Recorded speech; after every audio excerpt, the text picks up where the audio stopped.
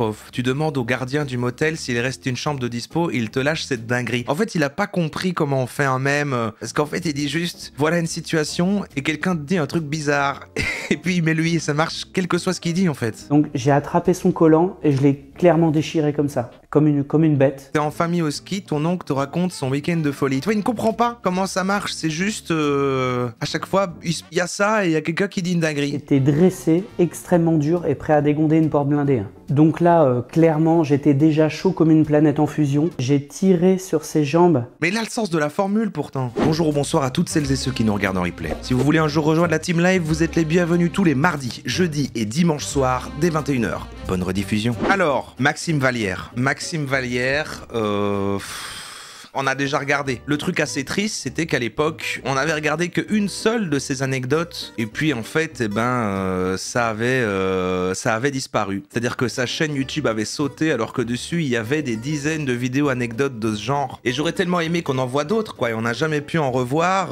parce que, voilà, ça avait sauté, quoi. Ça avait disparu. Et donc, j'avais un peu regardé, voilà, et je me suis redemandé encore ce qui devenait, parce qu'un peu après, quand j'avais voulu retrouver, voilà, j'essayais un peu de voir ce qui se passait. Et il avait quand même fait une vidéo en disant voilà, en fait toute ma chaîne a sauté, je refais une nouvelle, voilà, YouTube n'aime pas ça, mais je vais faire un truc différent, je vais me refaire différemment et tout, plus en accord avec les règles de YouTube et tout. Et puis j'avais plus suivi. Et l'autre jour j'y ai repensé, j'ai fait mais qu'est-ce qui devient du coup? Est-ce qu'il fait des trucs? Eh bien oui et non. En fait sur YouTube c'est un peu triste et en même temps un peu malin. C'est-à-dire qu'il est conscient que c'est devenu un peu un mème et que des gens ont rigolé de ses vidéos avant que ça saute. Parce que moi j'ai fait un react, mais il y en a d'autres gens, les seuls trucs qu'on retrouve de lui, bah, c'est des gens qui réactent à ces anecdotes, c'est tout ce qui reste encore sur internet. Et puis même en format court, des gens qui reprenaient des bouts de ce qu'il disait pour en faire voilà, des reels, des TikTok ou autres quoi. Il a fait deux choses par rapport à ça, enfin même trois en fait. Il y a trois trajectoires, il y a un arbre qui se décompose en trois trucs. Un, il a fait un compte axé sur je suis devenu une micro-célébrité d'internet parce qu'on s'est foutu de ma gueule et des gens réactent à mes trucs. Et du coup maintenant, je fais payer des dédicaces où je donne des messages personnalisés aux gens. Un peu comme Thibaut InShape. Autre trajectoire, une des autres branches, il a fait des comptes de mèmes de lui-même, où du coup il reprend des extraits de ses anecdotes qui sont plus en ligne, mais il doit toujours avoir les fichiers, et il met des trucs comme ça, et il met des phrases supposément être un peu rigolotes, genre pauvre, quand, machin, mais ça ne marche pas trop, parce qu'il a pas le sens de la... voilà. Il a fait lui-même les trucs dont on faisait de lui, en se foutant en fait de sa propre gueule pour faire des vues, en faisant des formats courts comme ça. Et il a quand même tenté un truc premier degré sur YouTube, qui s'appelle Amour, plaisir et séduction by Maxime Vallière, et on va quand même regarder ça parce que le problème c'est qu'il n'a posté que celle-ci et puis il n'a pas continué ça. Donc c'est bizarre. Mais on ira voir après les formats courts. Bonjour, je suis Maxime Vallière, sex coach et expert en performance masculine. Au cours de cette vidéo, je vais vous narrer une de mes études de cas dont le sujet principal est l'angoisse de la performance au lit. Évidemment, je vais changer les prénoms des personnes. Donc maintenant, au lieu de faire je raconte des anecdotes et je me répète, il s'est dit bon, il faut que je fasse un peu plus coach. Et en fait, là, je crois, parce qu'il y a d'autres trucs sur son Insta dont il parle, c'est il s'est un peu spécialisé dans aider les hommes à, voilà, par exemple, aider les éjaculateurs précoces et des choses comme ça. Cet homme que j'ai accompagné, je vais l'appeler Mathieu, et sa compagne, je vais l'appeler Julie. Mathieu, c'est un homme de 32 ans, cadre dans une grande entreprise.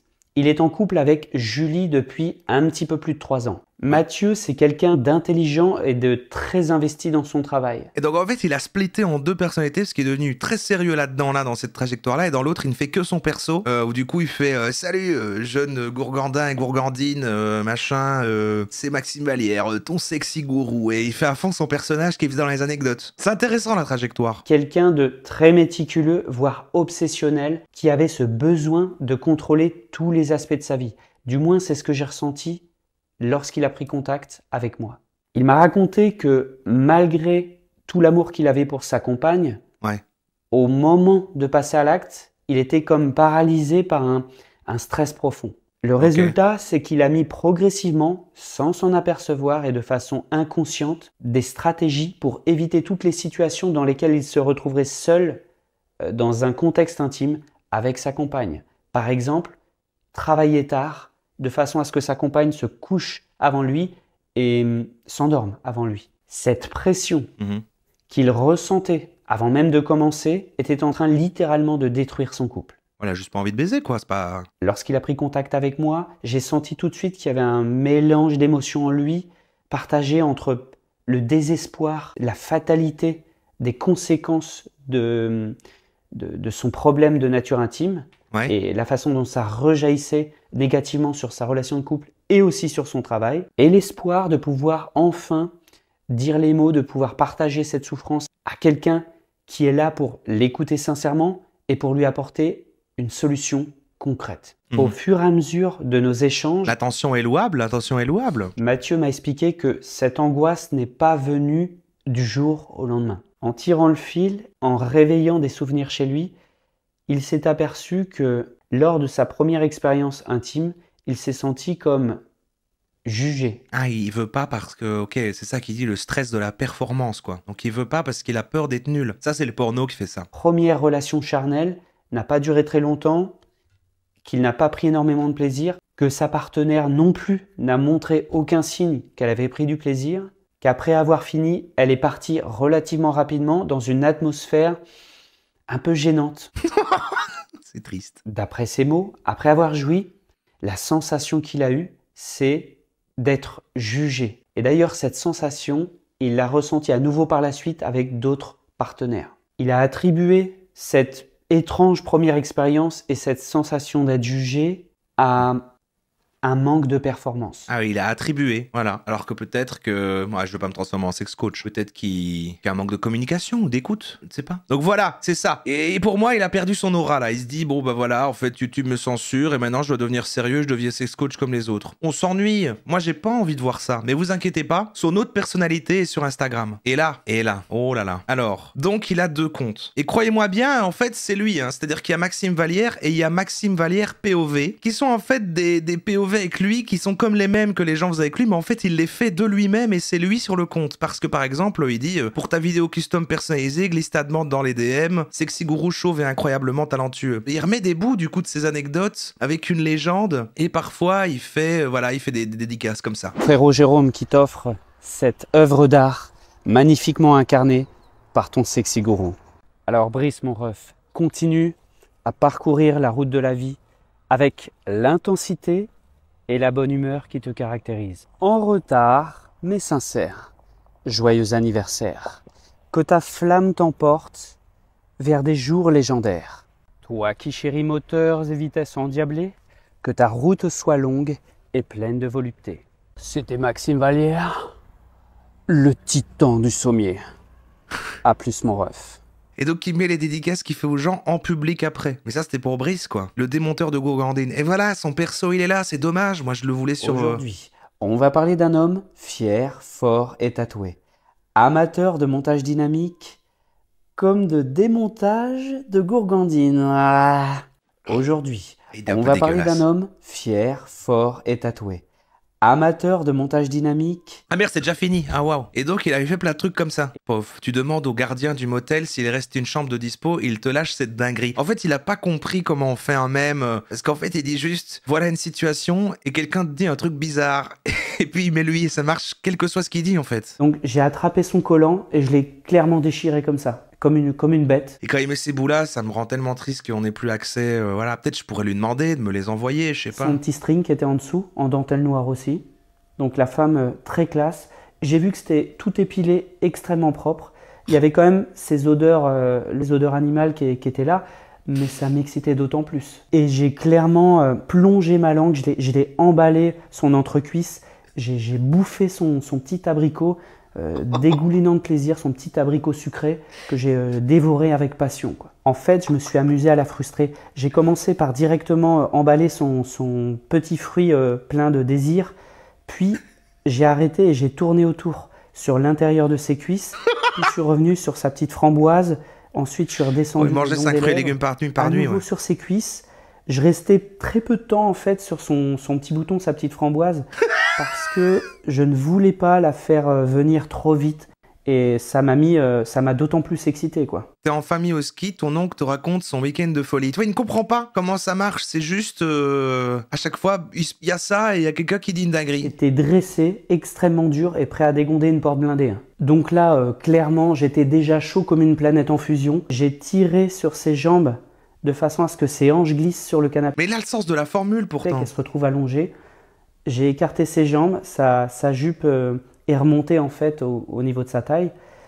J'ai vu qu'elle avait un collant et je sentais déjà l'odeur de sa qui...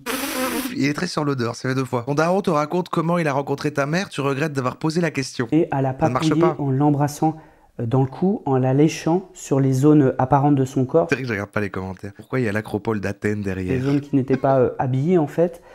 Et à ce moment-là, elle n'avait plus sa veste, hein, Chaud comme une planète en fusion, allez, c'est pas mal. et son soutif en dentelle noire. Donc j'ai commencé à légèrement tirer, J'aime bien la à faire dentelle. descendre sur ses épaules son chemisier, révélant des épaules extrêmement féminines et extrêmement sexy.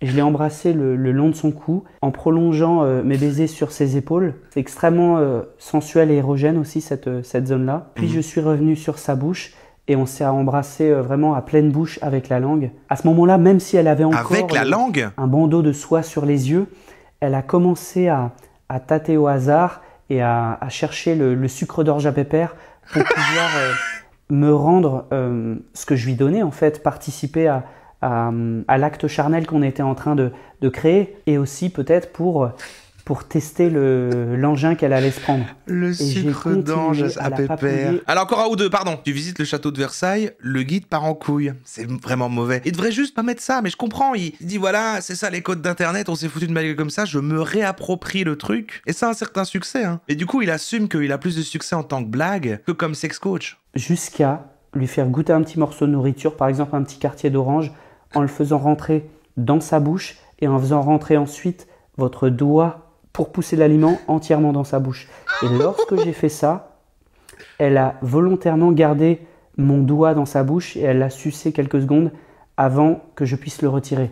C'est à ce moment-là, je vous avoue que lorsque j'ai senti à quel point elle savait utiliser sa bouche sur mon doigt, tout de suite, mon braquemar titanesque est passé en Super Saiyajin. Il a quand même des répliques qu'il prépare et il le dit sérieusement et ça fonctionne. Mon braquemar titanesque. Et voilà, je n'arrive pas à m'arrêter. Quand ton oncle t'accompagne à la CAF et repart avec la nana de l'accueil, aïe De aïe aïe. lui imposer un gage. Ça peut être n'importe quel gage, hein. Sincèrement, ça peut être quelque chose de sensuel ou ça peut être quelque chose de drôle. Ça peut être par exemple réclamer un petit massage sur les épaules, ou ça peut être révéler quelque chose de coquin, C'est qu'on dirait un titre de Damata Izmi. ou ça peut être le fait de marcher à quatre pattes dans le salon en faisant waf waf.